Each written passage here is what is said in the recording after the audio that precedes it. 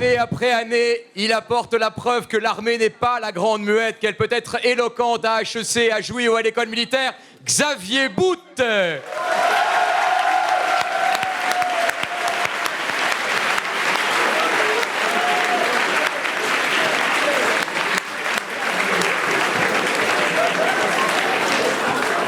Elle aussi, elle a veillé sur vous à Saint-Cyr, sinon vous seriez encore dans les bus de villes bizarres à chercher la sortie. Et elle a participé à ce concours depuis l'origine et depuis le premier tour, elle veille sur vous. Et elle veille sur Xavier aussi, c'est Astrid Appert.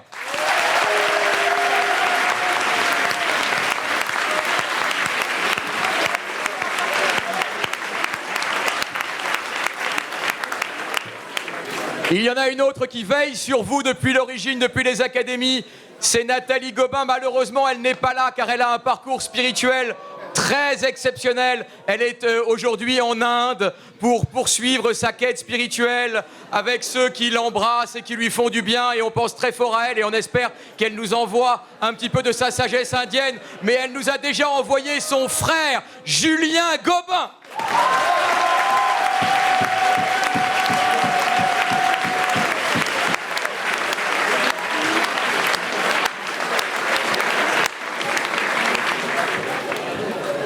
Il était des vôtres il y a quelques années et maintenant il est la plume de Florence Parly, ministre des Armées, Raphaël Charpentier.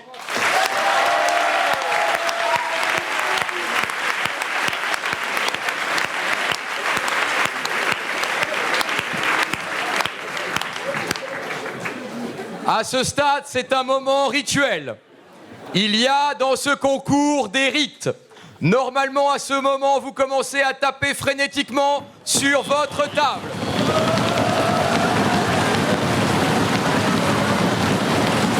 Oui. Oui, comme chaque année, il est là. Celui qui a porté le concours sur les fonds baptismaux. Il l'a créé. Il n'en a pas manqué une seule édition. Mesdames et messieurs, c'est l'occasion unique pour vous de voir un directeur d'HEC, Bernard Ramanansou.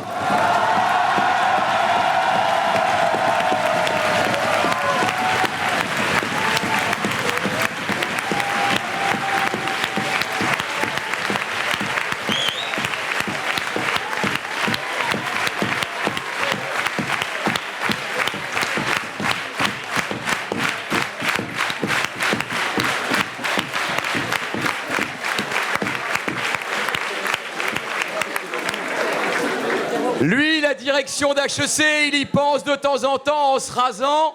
Mais comme il ne se rase qu'une fois tous les 3 jours, c'est moins grave. Éloïc Perrache.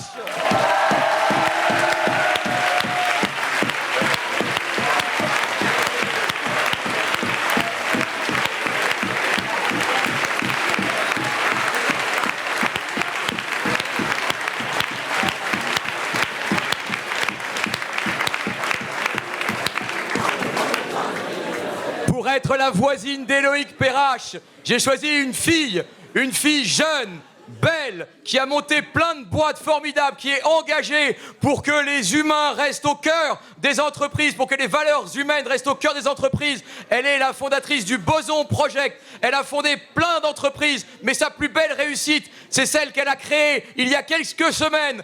51 cm, 3 kg 2, elle s'appelle Eulalie. Et voici sa maman, Emmanuelle Duez.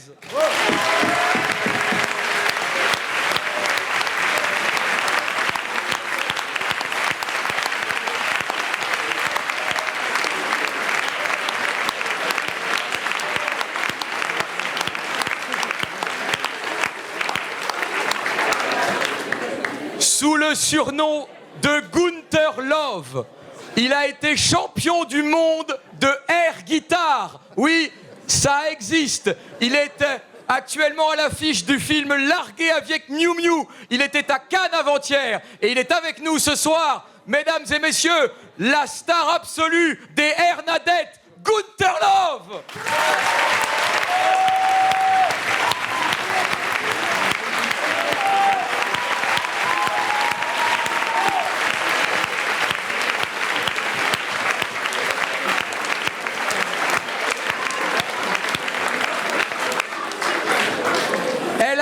présenté le grand journal avec Michel Denisot.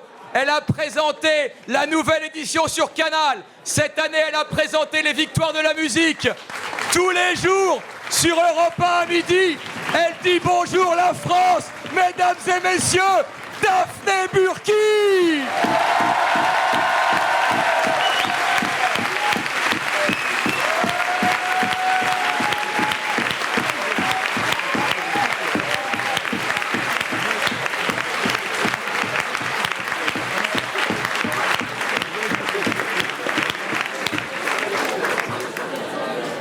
Puisque nous allons parler de mai 68, il nous fallait un journaliste politique, en l'occurrence une journaliste politique.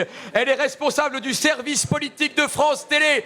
Et il y a quelques mois, c'est elle qui a eu cette tâche impossible d'arbitrer le débat du second tour entre Emmanuel Macron et Marine Le Pen. Mesdames et messieurs, Nathalie Saint-Cric.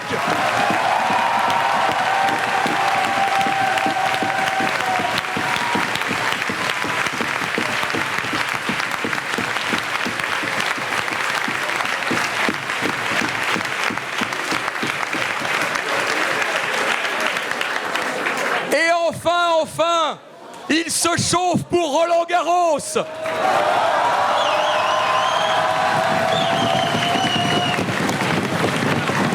D'ici moins de 8 jours, vous le verrez interviewer Rafael Nadal. Mais aujourd'hui, il est là parmi nous. Mesdames et messieurs, une ovation pour Nelson Montfort.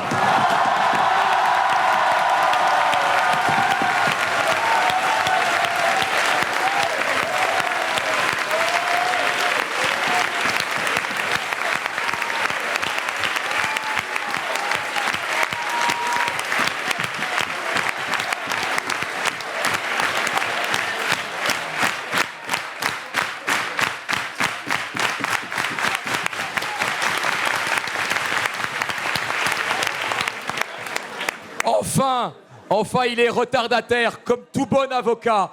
Tout à l'heure, il assurera peut-être avec moi, avec beaucoup de méchanceté, mais également beaucoup de bienveillance, la reprise de cette finale. Mesdames et messieurs, il est à la fois avocat, mais également champion du monde de Kempo, qui est une discipline de art martial à laquelle je ne connais rien, mais que je vous déconseille de tester avec lui. Mesdames et messieurs, Edmond Fréty.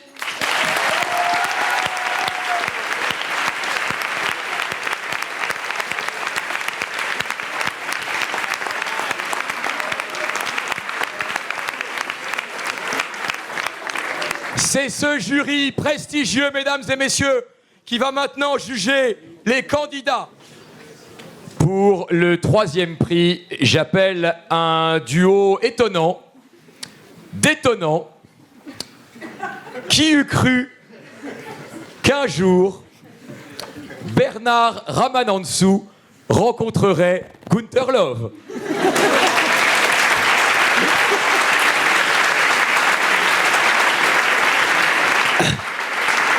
Alors, viens par ici, Bernard, reviens.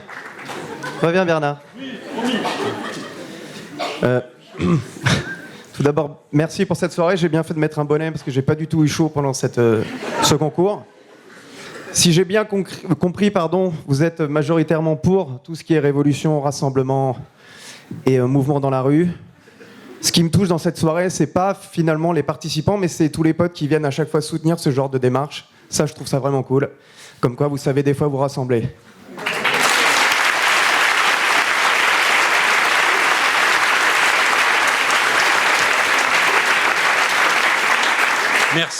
Merci beaucoup Gunther pour ces mots. Merci beaucoup parce qu'on risque de l'oublier, je le dis très vite, à Bertrand qui est le grand organisateur de tout ça. Et donc ça, voilà.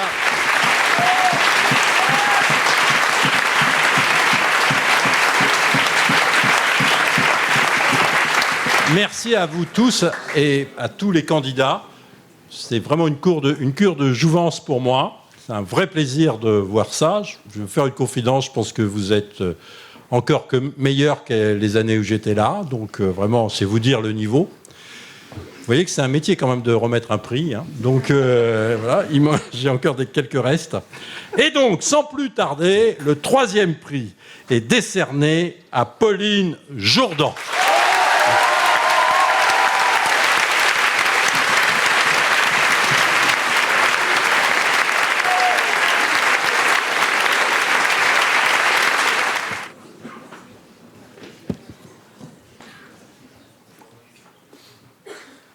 l'ensemble d'HEC. Travailleurs, travailleuses, camarades. On nous ment, on nous spolie, on nous exploite et on nous crève. On essaye de nous faire croire que le vieux monde est derrière nous et que nous serons les leaders de celui de demain. Un nouveau monde que nous aborderons tels les Christophe Colomb du leadership, les Magellan de l'entrepreneuriat social. Parce qu'à HEC, on se soucie beaucoup de social, surtout lorsqu'il s'agit de reproduction.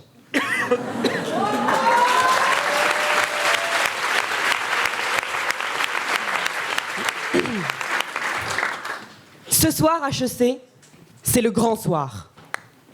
Mais ce soir, camarades, j'ai une triste nouvelle. Ici, révolution rime avec innovation, Start-up Nation et Emmanuel Macron. Le romantisme est conformisme. Le subversif est au mieux disruptif. Bref, ce soir, la révolution est de droite. Alors que faut-il faire? Aller bloquer Nanterre? Courir à la fac? Se ruer à Tolbiac? d'Auteuil à Arcueil, HEC, contre la sélection. Car sans partiel, la vie est belle. Et sans finance, pas d'élite de la France. Cours, camarades. Le monde d'hier est derrière toi. Les villes que l'Europe nous offre sont trop pleines des rumeurs du passé. Vertige des siècles, de l'histoire et de la gloire. Camarades, va, cours, vole et nous venge. Mais de quoi? Contre quoi s'insurger? Le nouveau monde est-il meilleur que le vieux? La fin des codouches et du hardempo, vous trouvez que c'est un progrès? Alors, merci. Alors, si vous le voulez bien, explorons ce vieux monde, laissé peut-être à tort derrière nous. J'ai compris assez jeune qu'il y avait plusieurs mondes. Grâce à cette phrase, prononcée par une éminente figure de l'Ancien Régime, vieille de bientôt un siècle, haute d'1,50 m, ma grand-mère. Bonne maman, donc, qui me répète souvent « Pauline, cela ne se fait dans aucun monde » quand j'ai le malheur de ronger ma ribambelle de cuticule.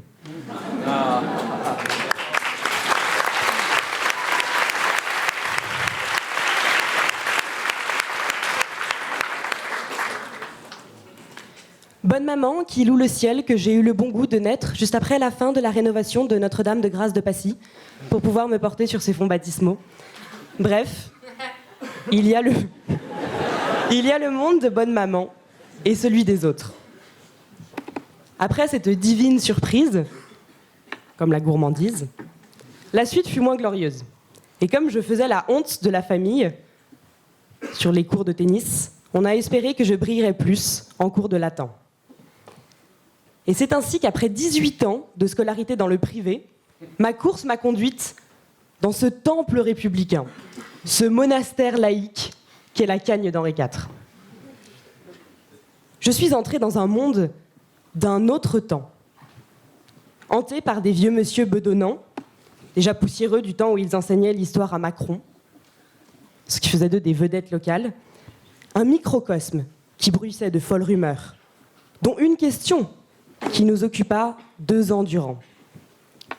Notre professeur de latin avait-il vraiment ou non été le dernier amant de Barthes?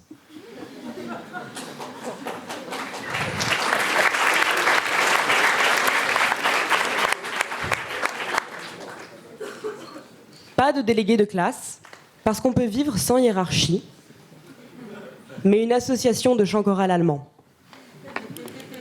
J'ai vraiment compris qu'on vivait sur une autre planète le jour où un ami m'a invité à la pièce de théâtre qu'il venait d'écrire, et comme moi je demandais, un peu bourgeoisement, quel en était le sujet, il m'a répondu d'un air ténébreux, c'est un cagneux, c'est une pièce sur le non-être.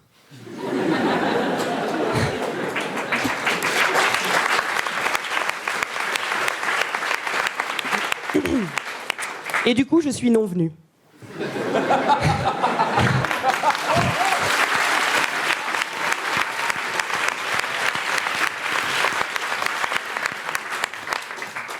Inutile de vous dire qu'à la maison, on tremblait.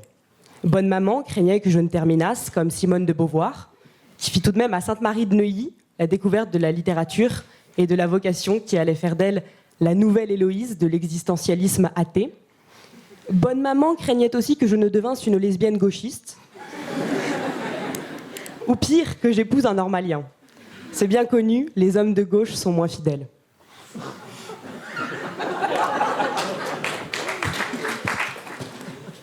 Heureusement, j'en ai seulement gardé un certain goût pour les lettres, un peu de théâtre, dans ma manière d'être.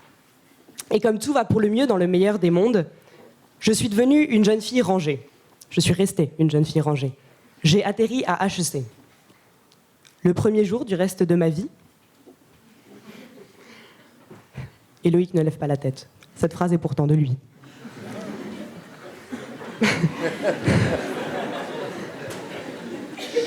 Mes mondes à moi sont pleins de vieux démons. Dans ces conditions, un peu difficile d'être contre la sélection, de vouloir tout foutre en l'air ou d'avoir l'âme simplement un peu révolutionnaire. Ce serait le monde à l'envers. Alors, même si c'est chic d'être nostalgique, ne nous égarons pas à la recherche du temps perdu. Et laissons derrière nous ces mondes fanés, surannés, désuets. Attaquons-nous à la difficile science de vivre qui vaut bien tout leur savoir-vivre. En avant donc. Brûlons les gaffios, place au PowerPoint. Pas besoin de latin pour être un vrai leader. Un océan de choix s'ouvre à nous. Excel 2 ou gestion fiscale de l'entreprise. Zinc ou Wunder, telle est la question. Mais même avec un GPA négatif, il faut avoir la force de continuer sa course dans le monde. Cours Forest. Courons donc. Mais vers quoi ? On peut courir après l'argent, courir après le temps, courir derrière quelqu'un, courir derrière les jupons pour certains. On veut nous faire courir. On veut qu'on court. Du concours au stage en banque d'affaires, du diplôme à la plus belle carrière. Et puisqu'aux âmes bien nées, la valeur n'attend point le nombre des années, courage, fuyons. Devant de telles perspectives, j'aimerais vous dire « en marche », mais le créneau est déjà pris. Alors qu'est-ce qui peut nous faire courir ? Moi, je vous propose seulement de courir pour saisir l'instant. Et j'ai envie ce soir de vous livrer un carpe diem, un peu capitaliste, parce qu'on ne se refait pas. Si vous me croyez, camarades, tandis que votre âge gambade, en sa plus verte nouveauté, cueillez votre jeunesse, ne laissez jamais la vieillesse ternir votre élan d'HEC. Ne tombons pas, camarades, dans la médiocrité d'une vie moins vaste que nos projets et plus terne que nos rêves. Vivez HEC. Alors, camarades, va, cours, vole et ne te range pas. Pour la remise du deuxième prix, évidemment, Nelson Montfort.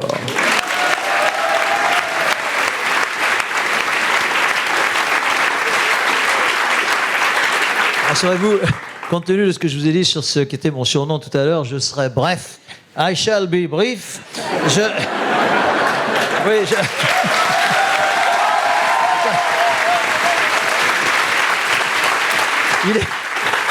Il est tard et je vous éviterai donc la traduction anglo-américaine de mes propos, n'en déplaise à certains. Alors, le deuxième prix est décerné à non, pas à l'unanimité, parce qu'il y a un premier prix. Donc, voilà. Le deuxième prix est décerné, mais avec beaucoup d'enthousiasme, à l'un de ces sourires de cette soirée, Olivia Desbrais.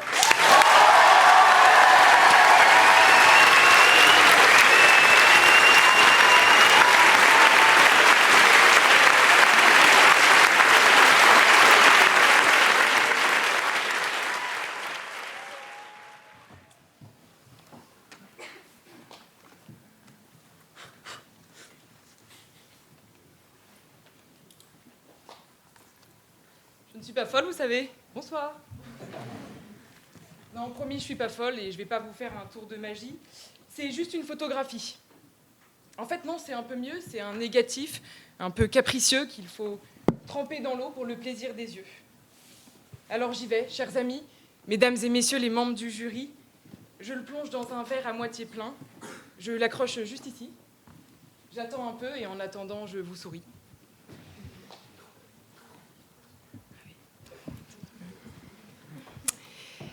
Ça tombe bien, on commence à dessiner quelque chose sur cette photographie. Les ombres se dessinent, il y a quelques traits. Au fond, j'aperçois peut-être la Dame de Fer. Oui, c'est ça, Paris, on est dans la ville lumière.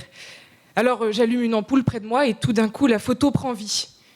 Il y a, on dirait, une rue pavée, un peu sombre. Il en manque parfois un ou deux sur la chaussée. Il y a aussi 3 personnages de différents âges. Bon.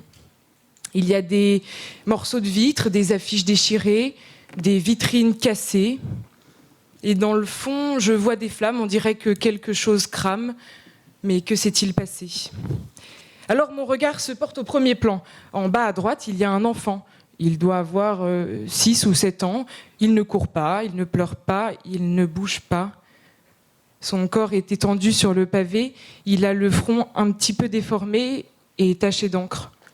Et à côté de lui, il y a 2 morceaux de pavé, eux aussi tachés. Alors ce n'est peut-être pas de l'encre. Au-dessus de lui, il y a un autre monsieur, un peu plus âgé, nous l'appellerons le vieux, comme ça ce sera mieux.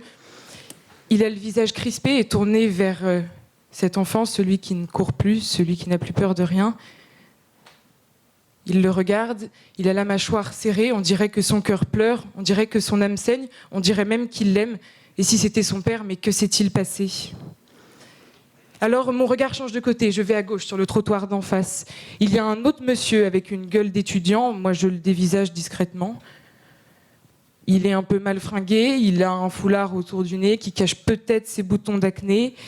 Il a une veste en jean délavée, une chemise tressée, un t-shirt uniforme, un jogging Adidas à moitié retroussé et aux pieds des espadrilles secs. Enfin bref, il a le bras levé vers le gamin, celui qui ne court plus, celui qui n'a plus peur de rien. Et le monsieur, l'étudiant aux espadrilles, lui, il n'a plus rien dans la main, le pavé s'en est allé. Mais que s'est-il passé ? Et derrière cet étudiant un peu rebelle, il y a un grand mur. Il est un grand mur blanc cassé, un peu fissuré, un peu tagué, un peu peinturé, un peu moche. C'est un mur imposant avec des airs de barricade sur lequel il est inscrit en lettres capitales comme un conseil d'amis qu'on dirait tout bas.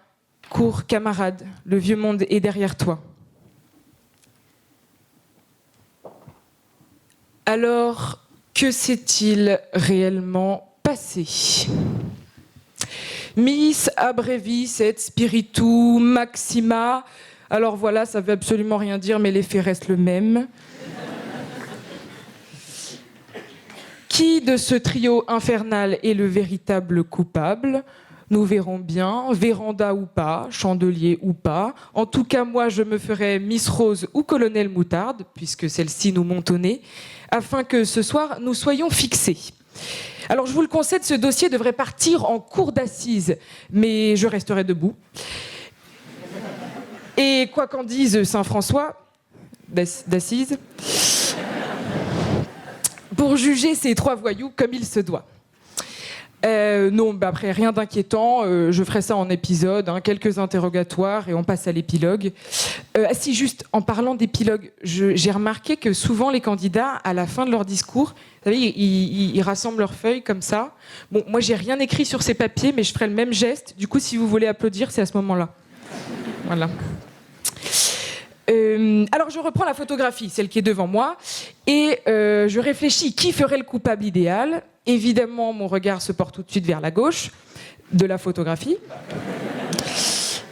Et j'interroge le jeune homme là-bas au style douteux. Non, pas vous, celui de la photo, monsieur.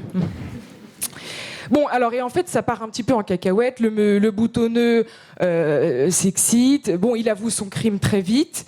C'est lui qui a lancé le pavé. Mais après tout, c'est au vieux qu'il en veut. Mieux que ça, il crie haut et fort tel un tribun. Le vieux est l'ennemi du bien. Ils sont partout, gémit-il. À commencer par les supermarchés le samedi matin, alors qu'ils ont toute la semaine pour acheter leur pain. Ils prennent les places assises dans le métro quand nous, on rentre du boulot. Non, c'est plus possible. Là, il faut faire quelque chose. Les vieux, en fait, il faudrait les tuer dès la naissance. Ah non, mais c'est pas compliqué. Vous voyez, quand ils sont petits, 1 ou 2 ans maximum, on les laisse parler un petit peu. Et dès qu'ils commencent les phrases du type moi, de mon temps, ou bien oui, tu sais, moi, à ton âge, avec un bout de ficelle, un morceau de bois, je m'amusais comme un petit fou. On zigouille. Ah non, mais parce que là, faut couper l'herbe sous le pied à la racine. Sans ça, on se retrouve avec des papys au pouvoir, des vieillards à la télé. Tiens, bonjour Nelson.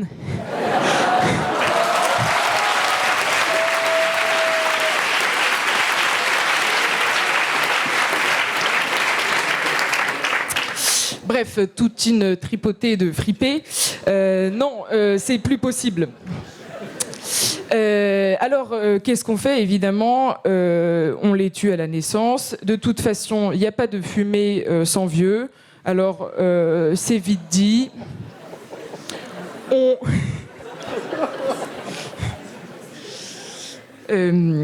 Donc voilà, je disais donc, c'est pas compliqué, pas de vieux, pas de slogan, pas de slogan, pas de pavé, pas de pavé, pas de pavé.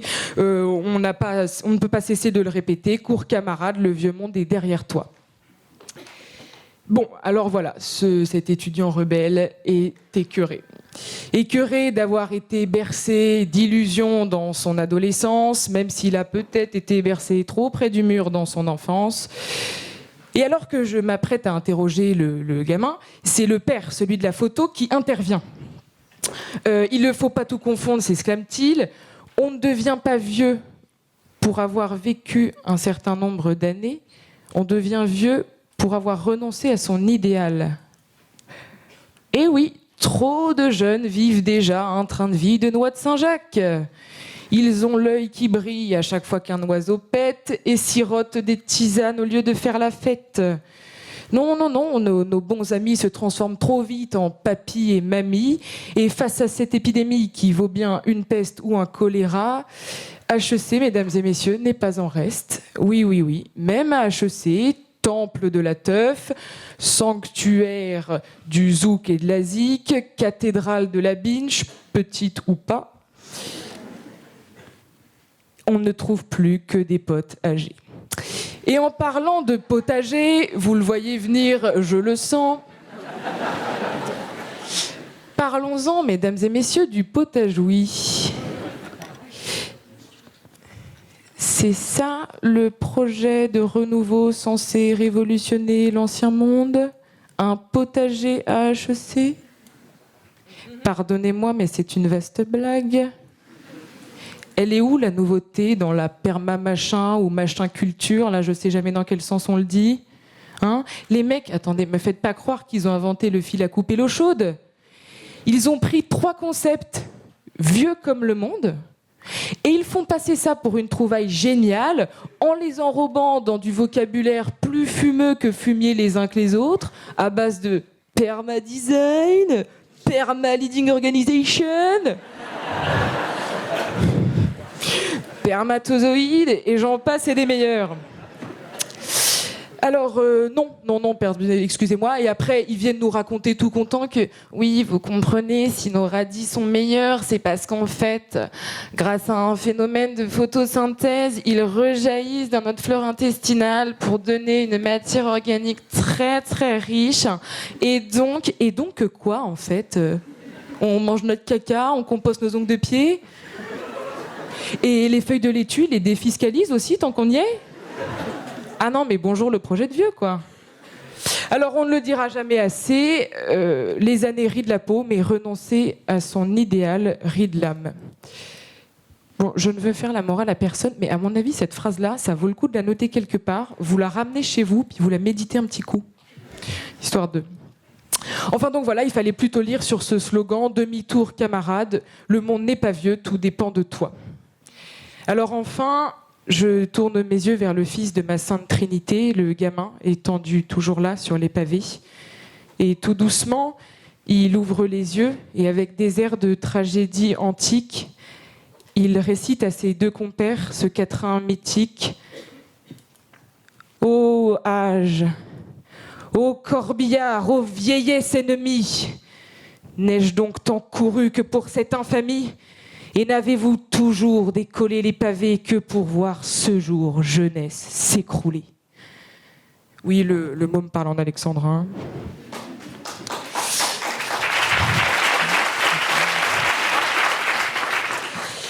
Mais à vrai dire, il reprend plus humblement, comme un petit garçon tremblant. À quoi bon pester contre les vieux et les vieilles qui jouent aux petits chevaux en se curant l'oreille? Après tout, nous ne sommes que des nains assis sur des épaules de géants. Oui, le monde est derrière nous, mais n'oublions pas qu'avant, il a été devant. Alors ce soir, j'aimerais qu'on pense à nos vieux, à nos aînés, à ceux qui tremblent tous les jours comme moi je tremble ce soir, à ceux qui ont tout oublié, à ceux qui se sont oubliés, à ceux qui ont plus de rides que de souvenirs, à ceux qu'on a poussés lentement en petite chaise et ceux qu'on a poussés un peu trop vite au Père-Lachaise, à ceux qu'on aime mais qui sont morts, à ceux qu'on aime parce qu'ils sont morts.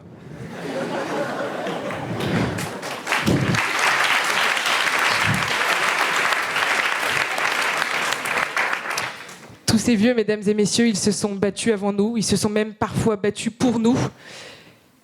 Ils ont toujours été là, ils nous ont pris dans leurs bras, ils étaient là pour nos premiers pas. Et même le jour où, pour la première fois, on a enlevé les petits trous de mon vélo, là encore, ils étaient derrière moi. Alors, de ce slogan, le gamin, voilà lui ce qu'il a compris.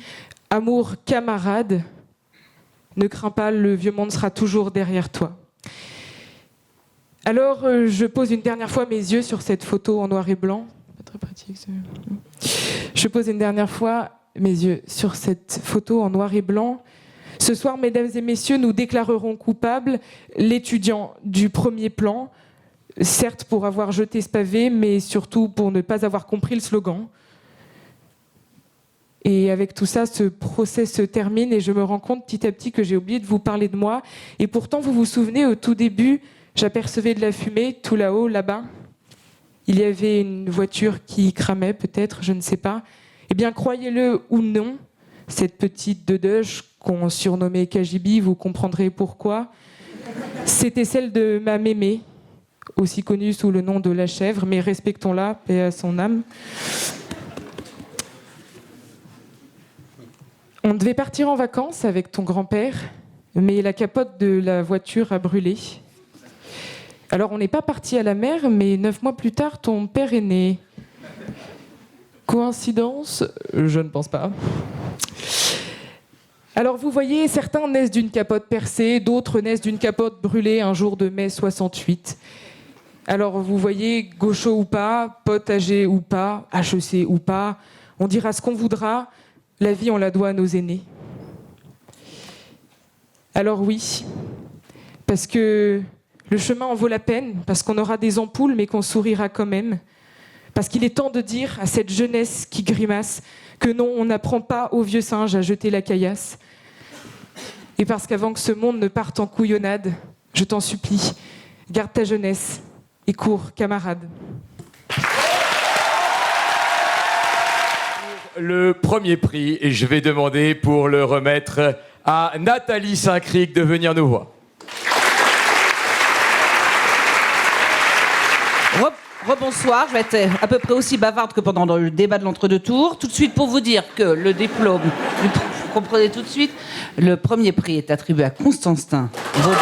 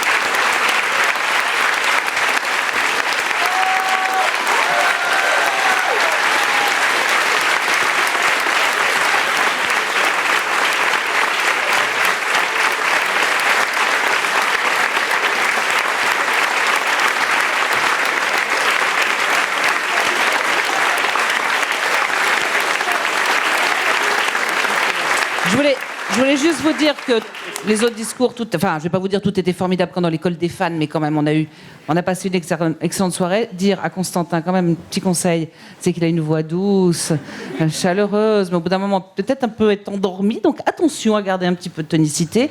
Et puisque j'ai ricané bêtement au début, quand vous parliez d'un certain nombre de proverbes, je voulais soumettre à votre sagacité un proverbe de Lao Tse, qui est: on ne peut pas en vouloir à une passoire d'avoir des trous. Ça pourrait être un des thèmes pour vous l'an prochain si vous repassez le concours d'éloquence. Merci. La barricade ferme la rue, mais ouvre la voie. Alors quand j'ai vu mon sujet, je me suis dit, c'est un peu sagesse orientale, un peu slogan de 68. C'est un peu tôt, pas encore, s'il vous plaît. Mais c'est surtout un peu novlangue. Vous savez, ces phrases qui a marqué sur des programmes politiques, pour vous expliquer avec des formules très compliquées que très simplement, vous allez dire au revoir à votre rue pendant Dieu sait combien de mois, avec votre voiture aussi. Avec votre voiture aussi. Grosso modo, vous dites au revoir à votre confort, à votre petite balade, votre petite promenade, parce que vous savez qu'un bien supérieur est en train de se réaliser.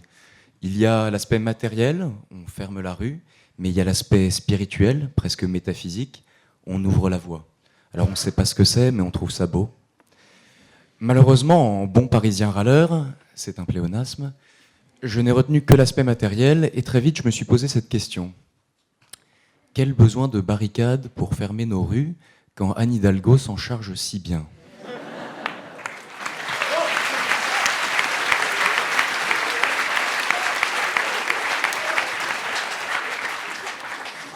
Bon, ça c'est la petite blague de droite, c'est grossier, c'est cliché, mais on la casse quand même. On le sait qu'il y a des gens ce soir qui sont venus en voiture, ils ont pesté contre elle, donc elle est pour eux. Et puis généralement c'est des vieux, donc on leur a déjà tapé dessus. Mais derrière cette confusion se cache une réalité. La réalité, c'est celle de l'abstraction de la barricade. L'abstraction de mai 68, dont notre génération est beaucoup trop éloignée. Peu de personnes dans cette salle peuvent se targuer d'avoir connu mai 68. Le peu de personnes qui peuvent se targuer de l'avoir connu sont assez âgées et sont en train de s'endormir. J'en ai vu quelques-unes. Troisième rang, on reste accroché, ça va bientôt finir.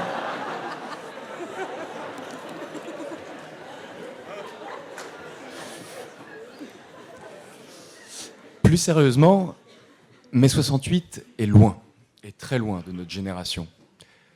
Vous voyez-vous aujourd'hui vivre avec des barricades dans vos rues ? Imaginez-vous seulement ici sur ce campus avec des barricades. Une barricade ferme le rue ? Bon, je ne sais pas très bien ce que ça va ouvrir, en tout cas pas notre appétit. D'autre part, si on veut bloquer cette école, cette magnifique école qui est HEC, où on est plus 69 que 68, désolé c'est de l'humour grèveleux, où on est plus con et bandit que Cohn-Bendit, où l'on est plus cocktail Eristoff que cocktail Molotov, pour bloquer HEC, disais-je, il ne faut pas de salles occupées, de pavés arrachés, de poubelles brûlées. Il suffit qu'il neige.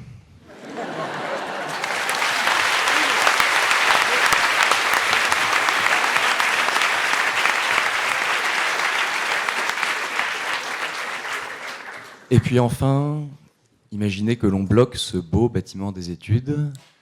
Je ne suis pas sûr qu'un grand nombre d'élèves s'en rendent compte. Ils se reconnaîtront dans l'assistance, ceux qui en ont tellement l'habitude qu'ils sont en train de chercher la feuille d'émargement pour la signer et repartir chez eux. Mais trêve de blagues campusardes. On m'a trop mis en garde contre ce danger, contre le fait que de notre belle ville de Jouy, j'osasse trop parler.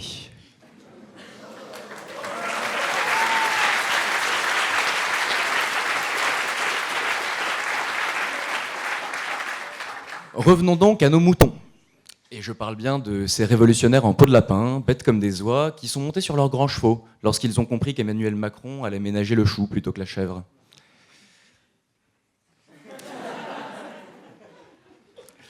Tout ça pour détaler comme des lièvres lorsque les poulets ont débarqué. Vous l'aurez compris, c'est un peu la ferme des animaux. Mais parfois, on aimerait bien que les animaux la ferment.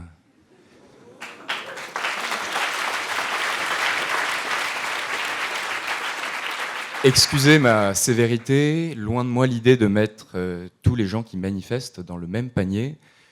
C'est juste que parfois, la simple vue d'une barricade, l'évocation d'une rébellion, en fait perdre la tête à plus d'un sans que je ne me l'explique. Petite anecdote, j'aime les anecdotes. Il y a 50 ans, rue Gay-Lussac, théâtre des affrontements les plus violents de mai 68, les manifestants avaient érigé une double barricade. Ce qui fait que lorsque les CRS sont chargés, eh bien, ils se sont retrouvés bloqués dans leur double construction. Piégés rue Gay-Lussac dans un cul-de-sac pas très joyeux, ils étaient alors la plus belle illustration de ce vers d'Hugo dans son poème Sur les barricades, que ton âme ignorante est une âme sublime. Hugo parlant ces mots de Gavroche. Gavroche est un personnage des Misérables dont j'aimerais bien vous faire Cosette.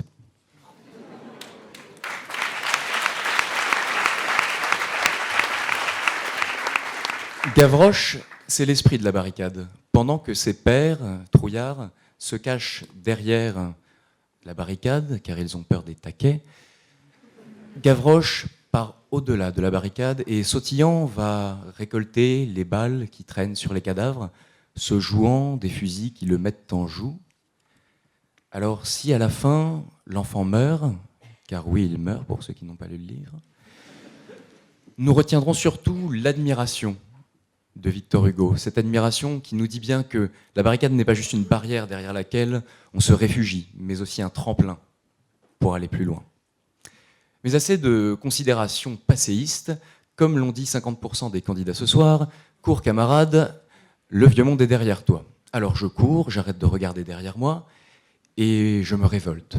Je pars, et chanceux que vous êtes, je vous emmène avec moi.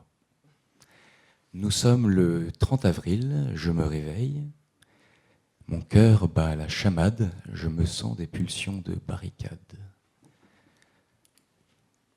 Une fois habillé, sans culotte, je prends le chemin de la rue, mais fait fausse route, El Krief, qui me le rappelle. El Krief, forcément, ça s'entend. 100 ans d'acquis sociaux que je ne compte pas lâcher d'ailleurs. Après tout, on est là chez nous, alors lâchez-nous la grappe. Après mûre réflexion, je vais à l'Élysée, voir l'élu.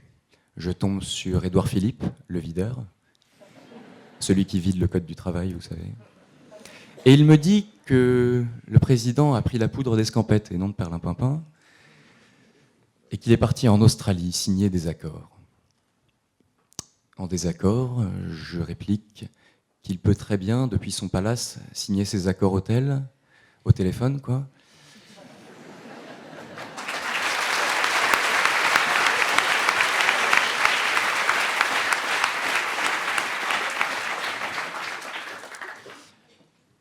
Le ministre me répond que le président reviendra bientôt de Melbourne. Jason, le chauffeur, ira le chercher.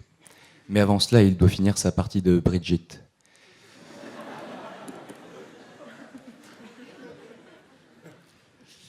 Le ministre, confus, conclut que si quelqu'un est à blâmer, ce n'est pas lui.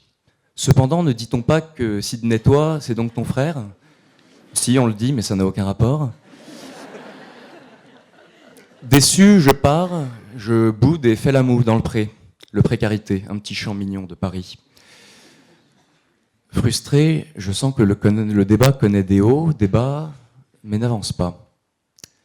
Je m'insurge alors, ma décision est prise. Le jour de la fête du travail, j'irai défiler en 1er mai, ce ne sera pas chose aisée. Je réunis alors une équipe d'experts des peuples. Moi-même au pôle technique, Natacha au pôle ONI, Pedro Miguel au pôle État et Jean au pôle Sartre.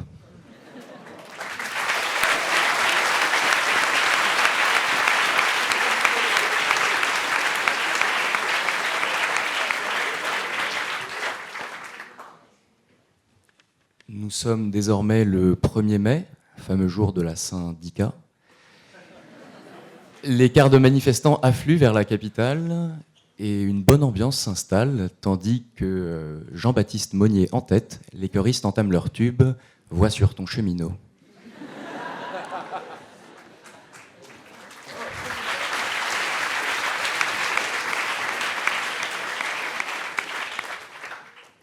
Arrive ensuite l'Alceste de la politique, notre Bernie Sanders au rabais, Jean-Luc Mélenchon, que le peuple ne comprend plus guère. En effet, malgré toutes les barricades qu'il a côtoyées, les voies du sénateur sont impénétrables. Il descend dans la rue, il bat le pavé, dès qu'il y a une manifestation populaire, il en est. C'est plus Jean-Luc Mélenchon, c'est Jean-Luc Delarue. Il faut dire que des chemins de fer à la cocaïne, il n'y a qu'un rail.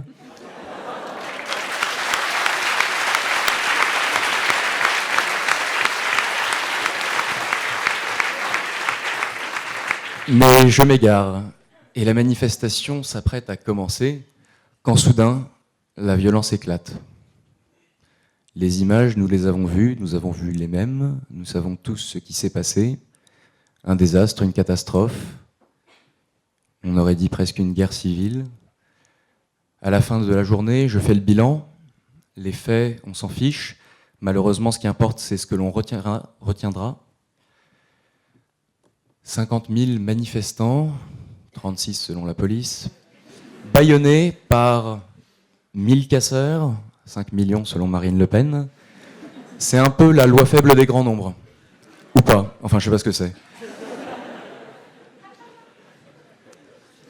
On retiendra surtout qu'il n'y avait qu'un groupe, malheureusement. Ils en voulaient à Macron, ils s'en sont pris à McDo. Ils voulaient défendre leur dimanche et ils ont attaqué le Sunday.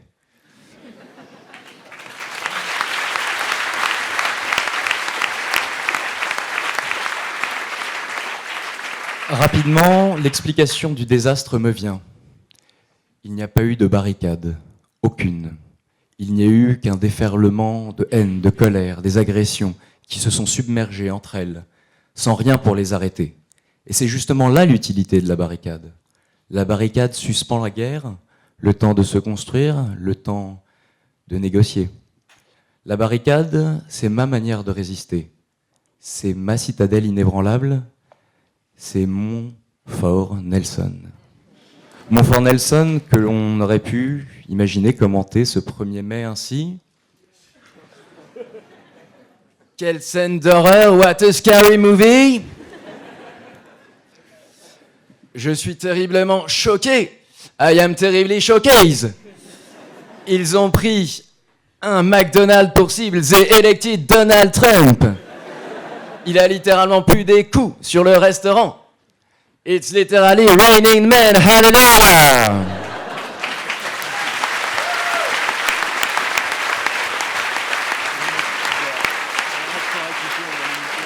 Si vous me permettez toutefois, mon cher Bertrand, un mot pour conclure, une petite touche humoristique, a little touchdown. Peut-être qu'en ce vendredi 1er mai, les casseurs se sont dit « Vendredi, tout est permis. Tous les jours, négro, c'est Friday ».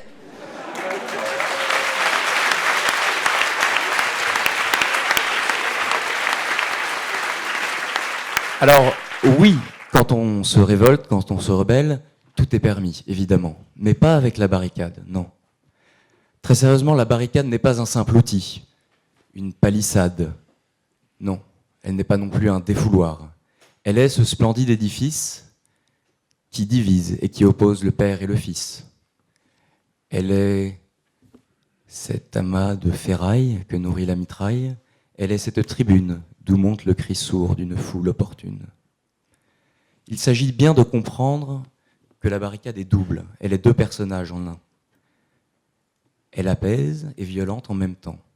Elle n'a ni le tort du casseur, dont le message ne peut être entendu, ni celui du naïf, du candide, dont le message est tu. Quand un système oppresse, quand un système ignore, il faut l'enrayer. Non pas le détruire, non pas le quitter, mais le faire s'arrêter. Que fait la barricade, sinon un grand hiatus, afin que les avis autrefois opposés se mettent dans la quête d'un consensus? Le problème de la vie, cette sale race, c'est qu'elle poursuit son cours, inlassablement, et qu'elle ne s'arrêtera pas.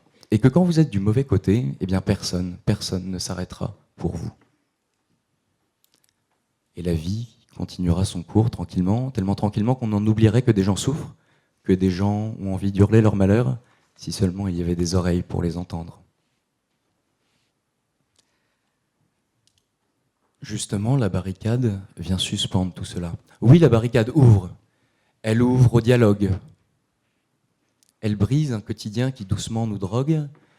Elle dessine des chemins que souvent l'on contourne et brise la routine afin que la roue tourne.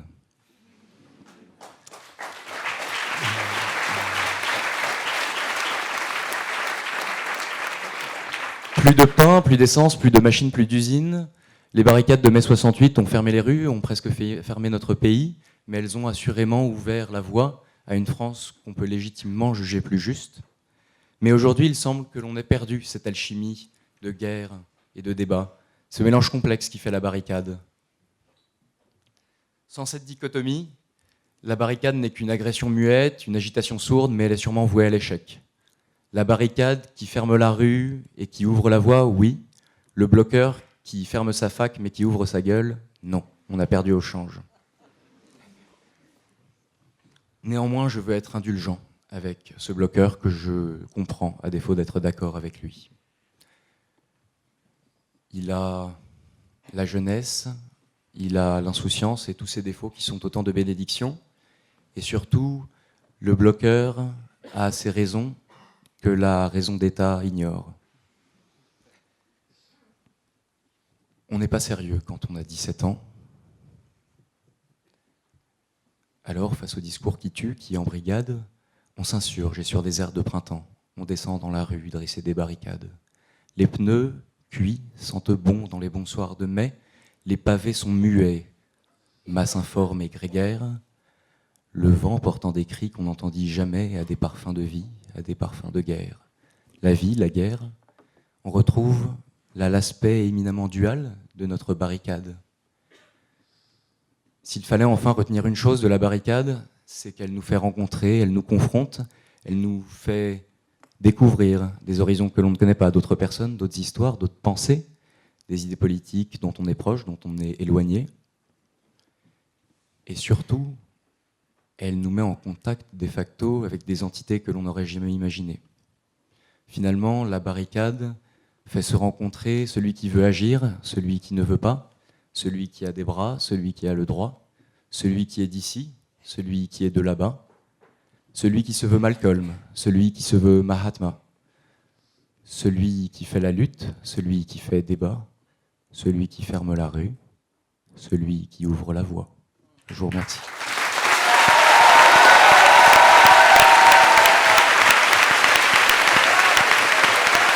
Cette année, le jury a eu à cœur de décerner un prix spécial dont nous allons vous dévoiler à la fois la justification et la teneur.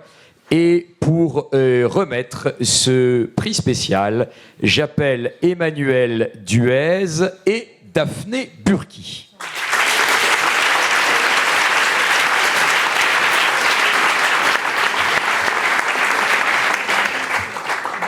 Tiens-le à la main. Non mais ça tombe bien en fait que le micro soit dans la mauvaise position. Parce que ça vous rappelle peut-être un moment de ce concours où il n'a jamais trouvé le sens du micro. Et on a beaucoup souffert avec lui. Ça a été un moment éprouvant. J'ai cru qu'il allait faire Isabelle Adjani, demander un verre d'eau au bout d'un moment. Et puis il a réussi quand même. Alors ce prix, cette fois-ci je relève le micro, vous l'avez compris, ce prix d'improvisation est remis à Alexandre, mais nous allons vous expliquer pourquoi.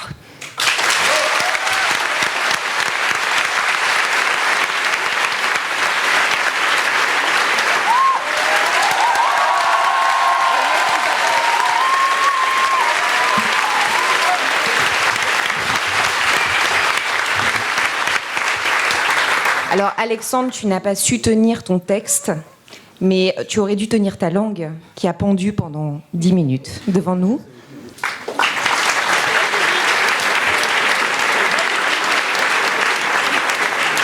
Non, à un moment donné, on s'est un peu perdu, on ne savait pas si vous partiez à droite ou à gauche, mais en fait, c'était pas grave, parce que quand l'exercice est terminé, en effet, vous nous avez bluffé sur les réponses, sur cette spontanéité incroyable que vous avez. L'exercice que vous avez fait, on serait bien incapable de le faire, mais par contre, cette improvisation, on voulait la saluer. Il n'existait pas ce prix, on a décidé de créer ce prix. Donc bravo Alexandre.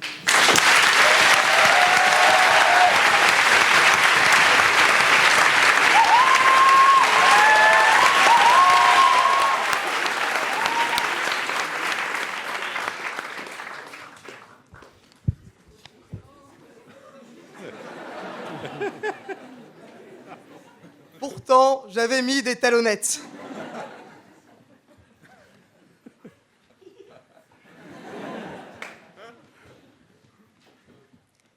Cours, camarade, le vieux monde est derrière toi.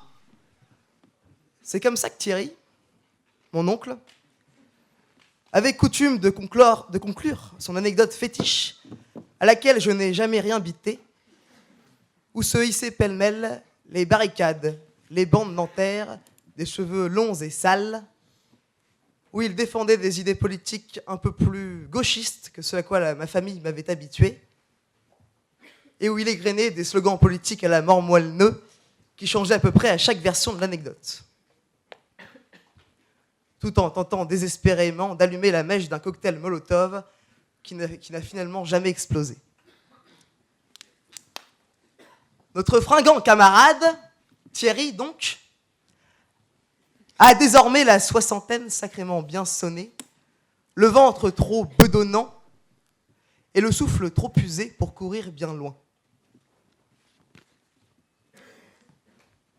À croire que le monde l'a rattrapé et la vieillesse avec.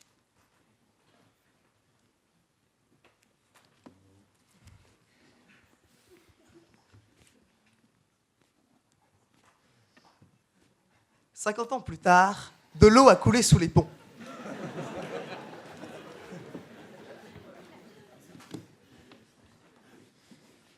Il a brillamment quitté Nanterre, sa maîtrise de droit des affaires en poche.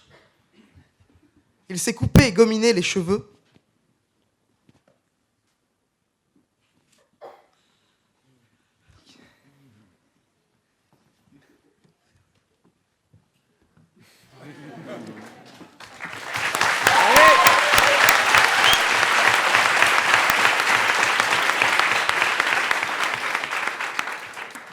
Les utopies et l'école Mao sont au placard, remplacées par le pragmatisme et la cravate, sauf le vendredi, car pour être devenu avocat d'affaires, on n'en est pas moins resté un peu subversif.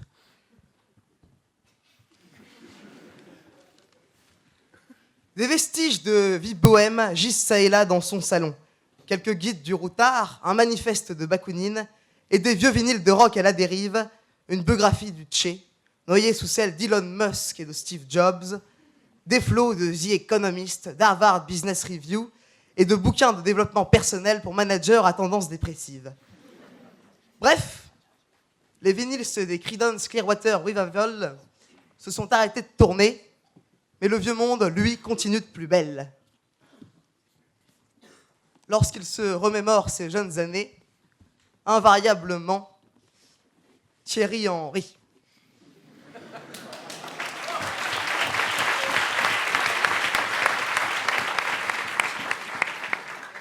Et il s'en excuse. Il ne reste plus grand-chose de 68. Et Rothschild tient toujours debout, et Lazare est ressuscité.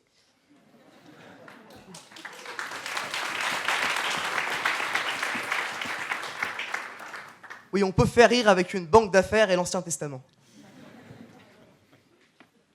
Ce qu'il en reste est aussi révolutionnaire que ces retraités qui manifestent contre la hausse d'un point de la CSG, aussi corrosif que l'association d'HEC Contre-Courant, moins connue pour ses cocktails Molotov que pour ses Cuba Libre post-conférence, et dont les membres poussent le don de soi jusqu'à accepter des stages en corporate finance, mais pas en M&A, question de principe.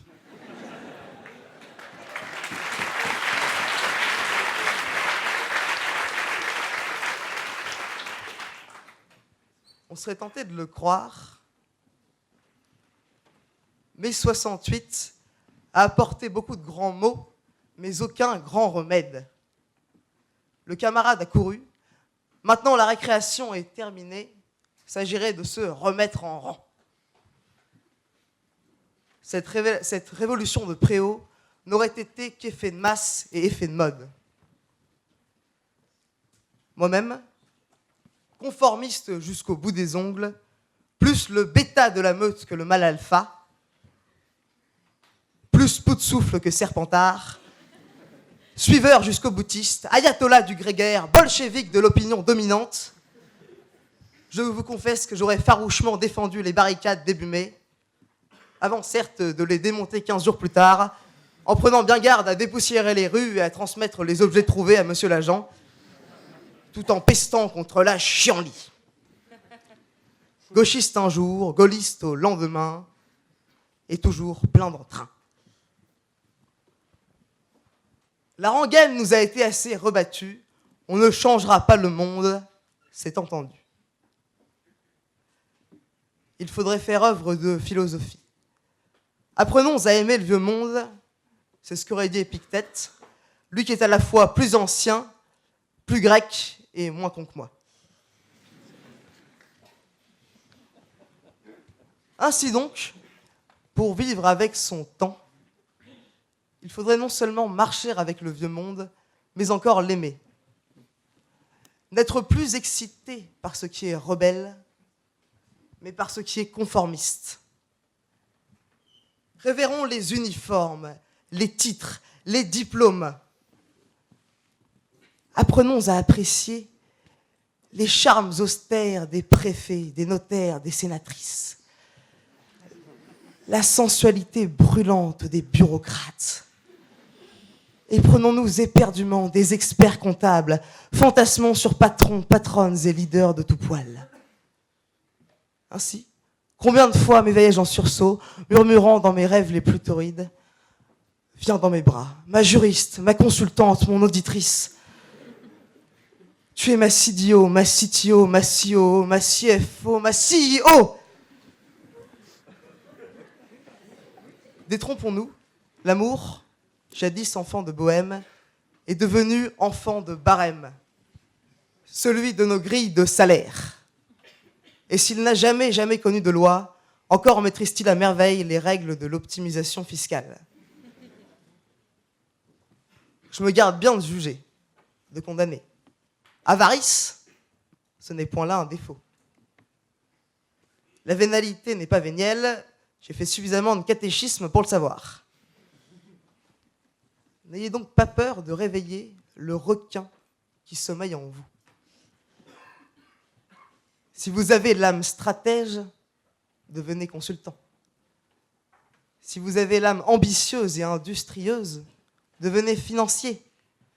Si vous avez l'âme rigoureuse et pointilliste, devenez comptable. Et si, par malheur, vous avez vendu votre âme, ne désespérez pas. Encore pouvez-vous devenir avocat. Loin du cœur d'artichaut, le noyau de l'avocat est un monstre vert d'avarice, dissimulé sous une peau rugueuse de respectabilité. Ils couvrent leurs bas intérêts sous leur toge et la vermine de leur être sous l'hermine de leur épitoge.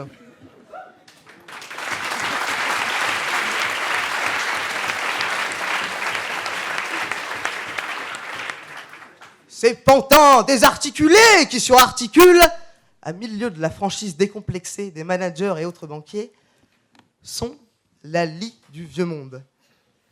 Ils m'inspirent un complexe sentiment qu'en la langue française, seul le verbe conchier pourrait approximativement rendre.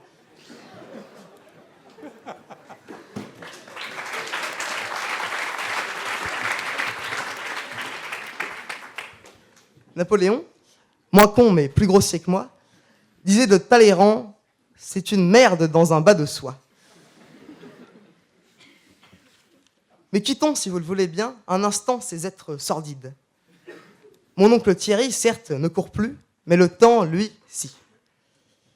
Cela fait un moment que je déclame ce que l'on me réclame, et parfois gentiment, j'aimerais bien qu'on m'acclame, mais il est temps que je me calme. Trêve de raillerie, de violence gratuite et de grossièreté. Avant d'apprendre à causer, j'aurais dû apprendre à doser. Passons donc aux aveux. Et c'est un aveu de faiblesse.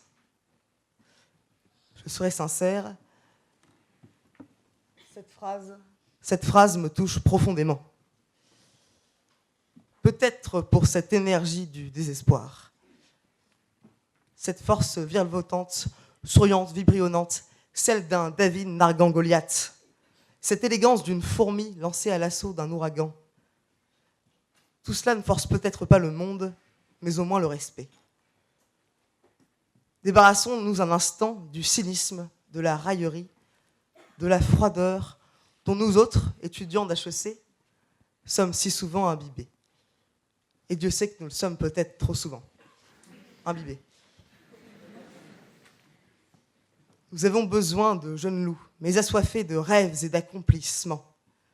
Ainsi, la bouillonnante énergie qui animait Thierry il y a un demi-siècle aura, quelque part, subsisté. On verra toujours de ces têtes brûlées pour reprendre le flambeau de la désinvolture. Au sein même de cette institution, on croise parfois de ces étranges animaux, entre chiens et loups, entre anges et démons. Entre autres, citons quelques spécimens d'un club de rugby qui, en attendant peut-être de briser à coups de butoir le vieux monde dans leur bonjour, démolissent pour l'instant à coups d'extincteur les murs de la résidence dans leur mauvaise nuit. Ce sont ces mêmes jeunes loups aux dents longues qu'un commentateur YouTube éclairé de l'édition précédente de ce concours, qui répondait tout doux nom d'inadmissible panda, qualifiait allègrement d'élite éclairée et entreprenante, tandis que le général de Gaulle disait d'eux que c'était une brochette de bourgeois morveux alcooliques, à moins que ce ne soit l'inverse. Et peu important à vrai dire, je me garderais bien de trancher. C'est d'ailleurs bien un loup que La Fontaine, plus sage, plus lettré et aussi optimiste que moi, un loup donc que La Fontaine recourait pour représenter, face à la servitude du chien, la liberté, l'indépendance, l'autonomie. Valeurs pour lesquelles Maître Loup n'aurait rien donné, pas même un trésor. Cela dit, Maître Loup s'enfuit et court encore.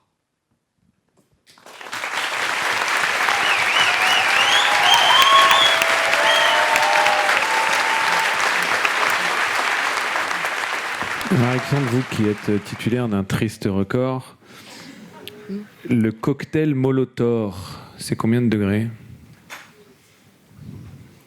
Trop pour être bu.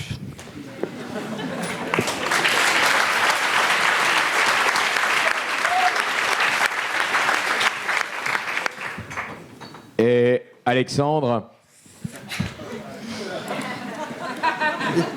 puisque en devenant avocat, j'ai vendu mon âme au diable, et qu'est-ce que j'ai eu en contrepartie?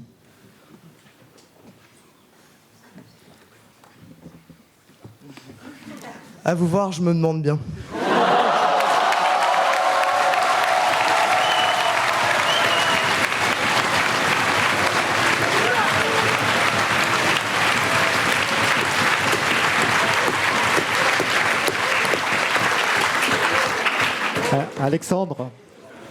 Alexandre, est-ce que tu peux nous décrire le loup que tu es en train de regarder sur la photo?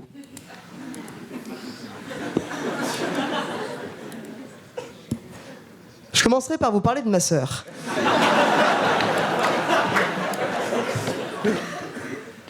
Elle s'appelle Sibylle et on est jumeaux.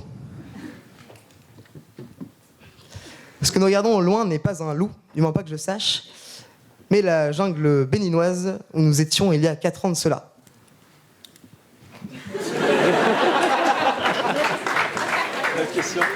Et c'est à peu près tout ce que j'ai à répondre.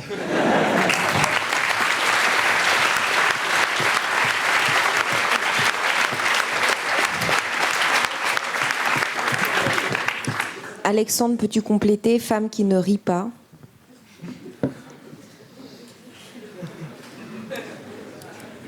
Ne sera pas dans mon lit, mais même en faisant rire les femmes, j'en ai jamais eu. Donc de toute façon, je vais aller.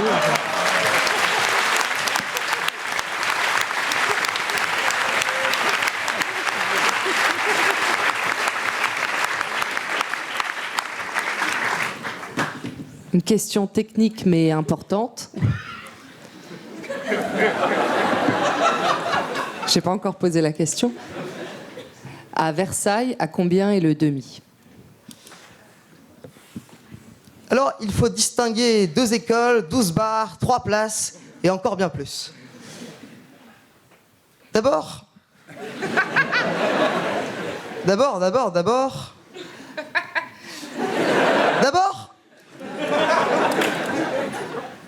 doit être très cher. Non. Les demi varient de 2,50 € à une dizaine d'euros pour les bars les plus huppés et les plus chers. On trouve donc une large gamme, parmi laquelle, toutefois, je vous recommande un bar sympathique qui s'appelle le Novateur, dans laquelle Triple Carmélite ne coûte que 2,70 €. Donc n'en prenez pas 66,5 tout de même, ce serait fâcheux. Mais je vous le recommande tout de même.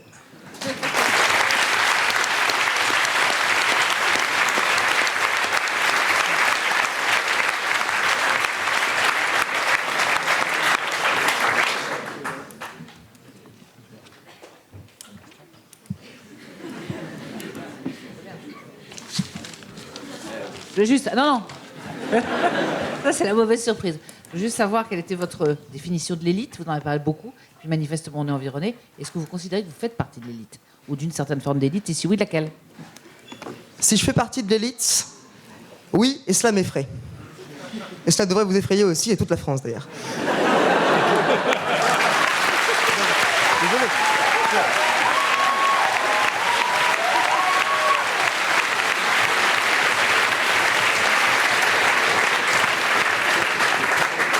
Je suis un incompétent, un incapable. J'appartiens à ces élites un peu maudites, celles dont on espère bien qu'elles n'auront jamais aucun pouvoir. Voilà.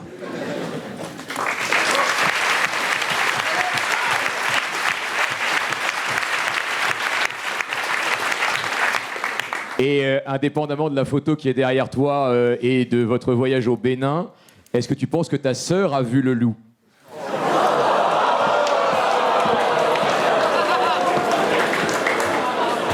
Et allez prétendre qu'il n'a pas vendu son âme.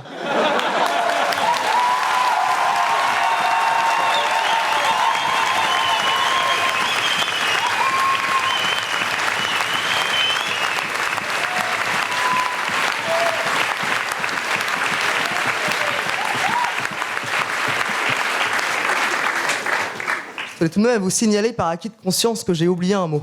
Voilà, vous m'avez donné au début. Alexandre Schwerer.